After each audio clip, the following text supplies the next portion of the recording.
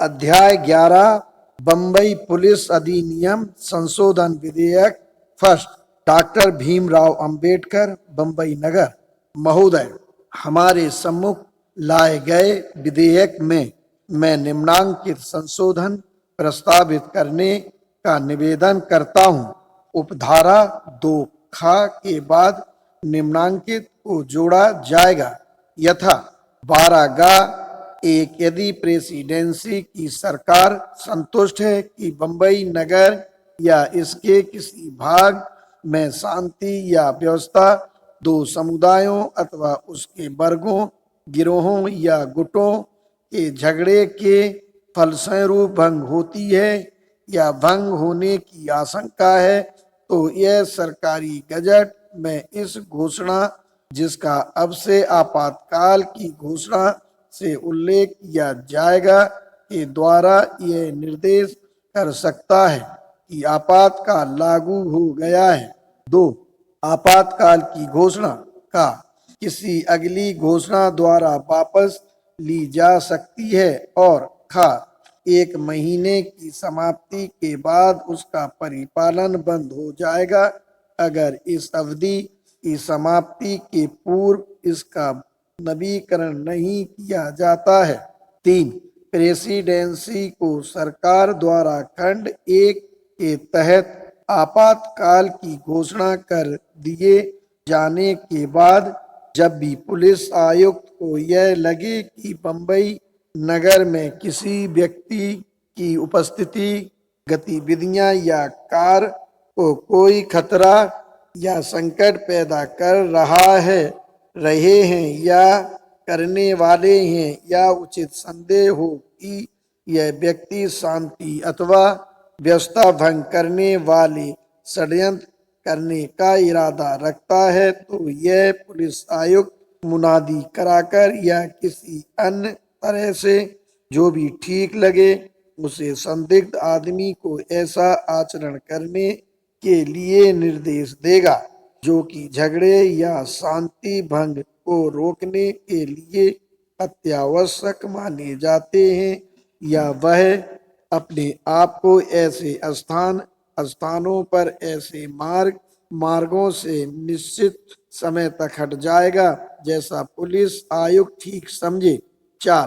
Police आयुक्त के द्वारा दिए गए आदेश से परेशान व्यक्ति खंड 3 के तहत इस आदेश के जारी होने के 10 दिनों के अंदर प्रेसिडेंसी की सरकार को अपील कर सकता है। 5. खंड 4 के तहत अपील के परिणाम तक खंड 3 के तहत पुलिस आयुक्त का आदेश निर्णयात्मक होगा। 6. इस धारा में कोई व्यवस्था नहीं है कि कोई पुलिस अधिकारी इस बात के लिए बाध्य हो कि जिस व्यक्ति के विरुद्ध उसने खंड 3 के अंतर्गत कार्रवाई की है उसे या अदालत को यह बताना जरूरी हो कि उस सूचना का स्रोत क्या है या सूचना के तत्व क्या है। यदि पुलिस आयुक्त को यह अंदेशा हो कि सूचना देने वाले का नाम या पता खुल जाएगा। 7. खंड 3 के अंतर्गत पुलिस आयुक्त का खंड 4 के तहत प्रेसिडेंसी की सरकार द्वारा दिया गया कोई आदेश आपातकाल की घोषणा के लागू रहने की समाप्ति के बाद प्रभावी नहीं रहेगा। उपयुक्त खंड 2 के बाद निम्नांकित उपखंड जोड़ा जाएगा यथा 3. उपधारा 3 में शब्दों, पुस्तकों, खंड और अक्षर या 2 का के लिए यह विकल्प दिया जाना चाहिए यथा 2 का या 2 गा। प्रश्न प्रस्तावित डॉक्टर भीमराव अंबेडकर महोदय, इससे पहले कि मैं अपने प्रस्तावित संशोधन की विशेषताएं बताऊं, मैं समझता हूं कि यह उचित होगा यदि मैं सदन को संशोधन की आवश्यकता बताऊं। माननीय गृह मंत्री ने विधेयक को प्रस्तावित करते हुए कहा है कि बंबई नगर और इसके नागरिक उन कुछ अवांछित तत्वों के शिकार हैं जो समाज के कमजोर वर्गों को आतंकित और आहत करते हैं और कमजोर वर्गों में इन खतरनाक लोगों के खिलाफ अदालत में जाने और इनके लिए सजा का आदेश प्राप्त करने के लिए ना तो दृढ़ निश्चय और ना ही इच्छा है और परिणाम स्वरूप वह समझते हैं कि पुलिस आयुक्त को उन लोगों के हित में जो इन खतरनाक तत्वों के द्वारा पीड़ित हैं अधिकार देना है ताकि वह इन तत्वों के खिलाफ कार्रवाई कर सके। महोदय, उन्होंने जो कहा है उससे मैं सहज ही सहमत हूँ कि उन्होंने जिस खतरे का उल्लेख किया है वह यथार्थ है। सदन मुझे ऐसा कहने की अनुमति दे। मैं उनके द्वारा उल्लिखित खतरे से भली भांति परिचित हूँ। मैंने जीवन का एक बहुत बड़ा हिस्सा बंबई नगर में बिताया है, जिसे मैं अपराध जगत कह सकता हूँ। 1911 से 1933 तक मैं विकास न्यास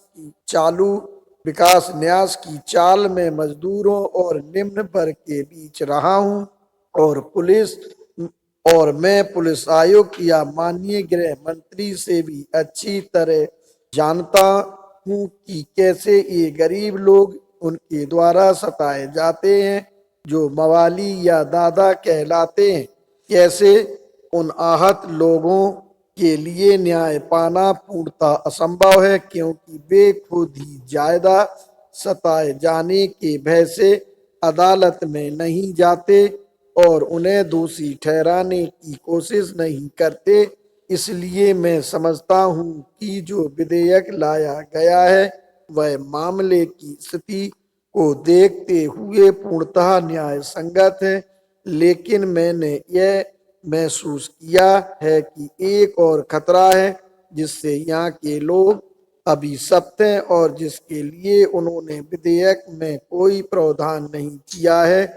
महोदय, जिस स्थिति का मैं उल्लेख कर रहा हूँ वह जिन्हें हम सांप्रदायिक दंगे कहते हैं उनसे उत्पन्न होती है।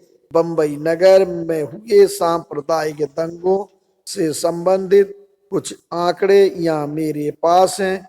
1851 से 1938 के बीच बंबई नगर में कुल 9 सांप्रदायिक दंगे हुए। पहला दंगा 17 अक्टूबर 1851 को हुआ। यह मुसलमानों और पारसियों के बीच हुआ था। दूसरा दंगा 1874 में हुआ।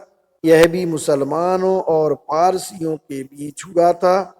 तीसरा दंगा 1893 में हुआ और यह हिंदू और मुसलमानों के बीच हुआ था।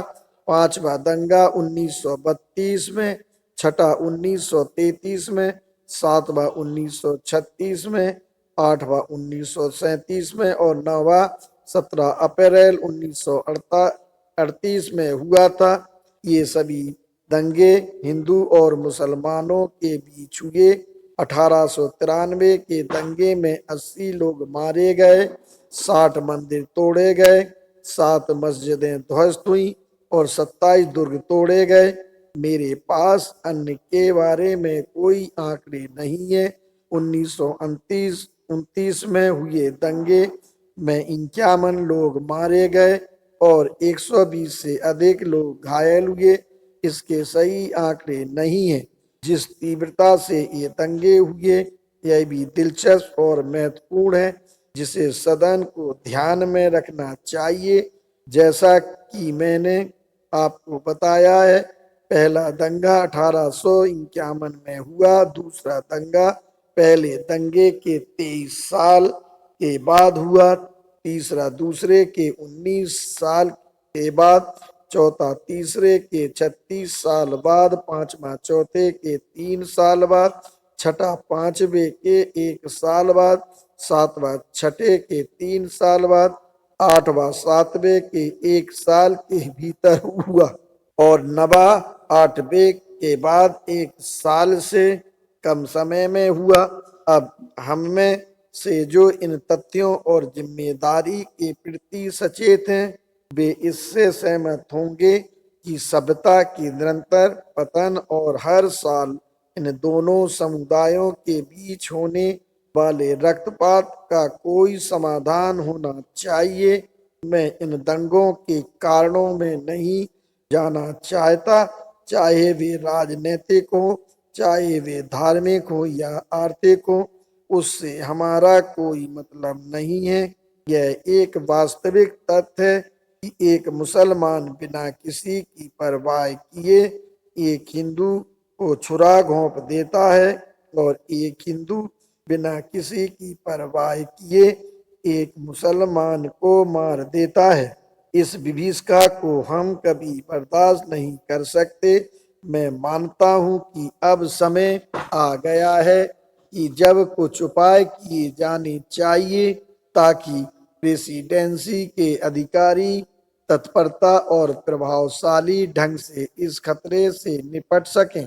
इस संशोधन की विशेषताओं का उल्लेख करते हुए जिस बात पर मैं सदन का ध्यान आकर्षित करना चाहता हूं, वह यह है कि मेरे संशोधन की धारा 3 पुलिस आयुक्त को किसी भी व्यक्ति को बंबई प्रेसिडेंसी की सीमा से निष्कासित करने का अधिकार देती है, यदि पुलिस आयुक्त के पास ऐसा विश्वास करने के पर्याप्त कारण हो कि अमुक व्यक्ति इस तरह से काम कर रहा है कि उसकी उपस्थिति या गतिविधियां या उसके कारनामे दंगों के लिए जिम्मेदार हैं। यही इस विधेयक का प्रमुख उद्देश्य है। मैं पूर्णतः सहमत हूं कि इस विधेयक की यह धारा अमुक व्यक्ति पर प्रतिबंध लगाती है महोदय, लेकिन मैं यह कह सकता हूं कि मैं उस वर्ग से आता हूं जिसे समाज के किसी अन्य वर्ग से ज्यादा स्वतंत्रता की जरूरत है। मैं पैसे से वकील हूं और मैं स्वतंत्रता का महत्व समझता हूं, लेकिन मैं जिस वर्ग से आता हूं उसके हितों की दृष्टि से स्वतंत्रता की तमाम अभिलाषाओं और इस तथ्य के कारण भी कि मैं पैसे से वकील हूं, मुझे यह कहना पड़ रहा है कि ऐसे अवसर भी आते हैं जब समाज के अधिसंख्य लोगों की स्वतंत्रता की रक्षा करने के साथ समाज के गुंडों और अपराधी तत्वों की स्वतंत्रता को निलंबित किया जा सकता है। मुझे इस संबंध में कोई आपत्ति नहीं है। इसलिए जिस एक बात से मैं चिंतित हूं और जिससे सदन के सदस्यों को भी चिंतित होना चाहिए, वह यह है कि क्या ऐसे रक्षोपाय किए गए हैं ताकि पुलिस आयुक्त को जो हम स्वैच्छिक अधिकार दे रहे हैं उसका दुरुपयोग नहीं किया जाएगा। यही एकमात्र प्रश्न है जिसके प्रति इस सदन को अवसर की आवश्यकता को ध्यान में रखते हुए चिंतित होना चाहिए। महोदय, अब सदन से मेरा निवेदन है कि इस संशोधन में रक्षोपायों के पर्याप्त प्रावधान है, इसलिए मैं संक्षेप में उन रक्षोपायों का उल्लेख करूंगा। पहला उपाय यह है कि इस संशोधन के तहत पुलिस आयुक्त व्यवहारिक रूप में विधायिका या जनता की जानकारी के बिना अपने स्वैच्छिक अधिकारों का उपयोग कभी नहीं कर सकता है। माननीय सदस्य देखेंगे कि वह कभी ऐसा इसलिए नहीं कर सकता क्योंकि आपातकाल की घोषणा जारी होने के बाद ही पुलिस आयुक्त को यह अधिकार दिया जाएगा। आपातकाल की घोषणा जारी होने से पहले पुलिस आयुक्त इस अधिकार का उपयोग नहीं कर सकेगा। यह एक बात है जिसे इस संशोधन में दिए गए प्रावधान के संबंध में हमें ध्यान में रखनी है। यह अधिकार आपातकाल की घोषणा होने के बाद ही प्रभावी होंगे और इसमें विधायिका के दृष्टिकोण से भी एक निश्चित फायदा है। वह यह है कि अगर बिना किसी कानून के सरकार आपातकाल की घोषणा करती है तो इस सदन को स्थगन प्रस्ताव लाने का और गलत ढंग से आपातकाल की घोषणा करने के लिए सरकार की निंदा करने का मौका रहेगा। मेरा निवेदन है कि यह एक नियंत्रण है जो यह संशोधन विधायिका को यह देखने के लिए देता है कि इस अधिकार का दुरुपयोग न हो। दूसरा फायदा जो कि यह संशोधन देता है वह यह है, हो सकता है कि सरकार आपातकाल की घोषणा कर दे और इसे वापस लेने या निरस्त करने से इनकार कर दे, जिससे कि इस तथ्य के बावजूद कि आपातकाल खत्म हो गया है, पुलिस आयुक्त इन अधिकारों का उपयोग करता रहे। तो इसके संबंध में संशोधन में जो प्रावधान दिया गया है उसके प्रति मैं सदन का ध्यान आकर्षित करना चाहूंगा। इस संशोधन द्वारा यदि सरकार इसका नवीकरण न करे तो घोषणा के 1 महीने के बाद आपातकाल खत्म हो जाएगा। इससे इसमें फिर से पर्याप्त रक्षोपाय कर दिया गया है कि 1 महीने के बाद अधिकार समाप्त हो जाएगा। एक अन्य रक्षोपाय जिसकी तरफ मैं सदन का ध्यान आकर्षित करना चाहता हूं वह है उपधारा 6 जो बहुत महत्वपूर्ण है। यद्यपि यह संशोधन पुलिस आयुक्त को ऐसे व्यक्ति को निर्वासित करने का अधिकार देता है जो उसके विचार में सांप्रदायिक दंगे करा रहा है, तथापि निर्वासन के इस अधिकार में एक पाबंदी जोड़ी गई है कि जैसे ही आपातकाल की घोषणा की अवधि खत्म होती है वैसे ही यह आदेश स्वयं खत्म हो जाता है, ताकि जो आदमी पुलिस के द्वारा निर्वासित किया गया है वह बंबई वापस लौट सके। वह भी मैं कहता हूं कि एक रक्षोपाय है। एक दूसरा रक्षोपाय जिसकी तरफ मैं सदन का ध्यान आकर्षित करना चाहता हूं वह यह है कि इसमें पुलिस आयुक्त के आदेश के खिलाफ प्रेसिडेंसी की सरकार से एक अपील की व्यवस्था है। इससे कोई ज्यादा फर्क नहीं पड़ेगा, लेकिन कुछ तो पड़ेगा ही। अब मैं अन्य प्रस्तावित संशोधनों के संबंध में केवल 1-2 बातें कहना चाहूंगा। मैं समझता हूं कि मेरे माननीय मित्र गृह मंत्री इससे सहमत होंगे कि कल जब हमने इस संशोधन की धारा 1 तैयार की तब इस बात पर सबकी सहमति थी कि यह धारा श्रम संबंधी झगड़े या अन्य झगड़ों के लिए प्रयुक्त नहीं होगी, सिवाय इन झगड़ों के जो समुदायों के बीच एक मायने में धार्मिक समुदायों के बीच या गुटों द्वारा धार्मिक मतभेदों के कारण होते हैं।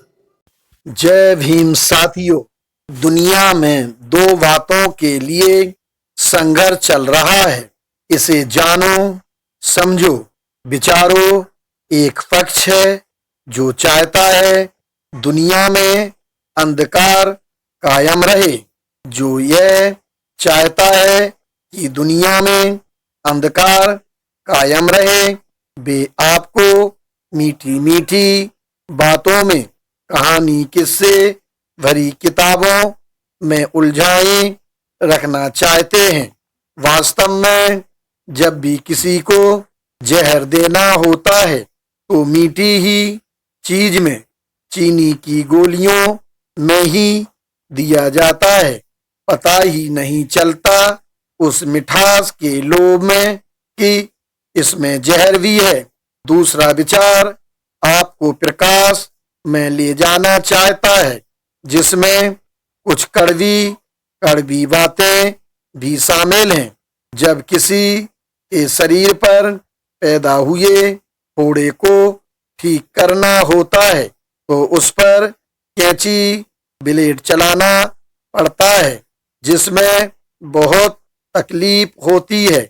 इसलिए विचार करो कि क्या पढ़ना है, क्या सुनना है। आपके महापुरुष मंदिरों में नहीं बल्कि किताबों में जिंदा हैं। उनकी विचारधारा को पढ़ें, सुनें और अपनी उन्नति का मार्ग ढूंढें। हजारों हजार सालों से आपको दरिद्रता में जीवन बिताने वाली पुस्तकों को आपको पढ़ना है, सुनना है, या हजारों हजारों सालों की दास्ता से मुक्त कराने वाली अपने महापुरुषों के विचारों से भरी पुस्तकों को आपको पढ़ना है। एक विचार आपको अंधकार में ढकेलता है, दूसरा विचार आपको प्रकाश में ले जाना चाहता है। जहां अंधकार है वहां शत्रुता है, गरीबी है, शोषण है, दरिद्रता है। जहां प्रकाश है वहां मित्रता है, अमीरी है, करुणा है और समृद्धि है। अब आपको इस पर विचार करना है कि आपके लिए, आपके परिवार के लिए, आपके सगे संबंधियों के लिए, आपकी आने वाली पीढ़ियों के लिए अंधकार ठीक है या प्रकाश। अब प्रश्न उठता है कि आप अंधकार या प्रकाश में ले जाने वाली पुस्तकों का चयन कैसे करोगे।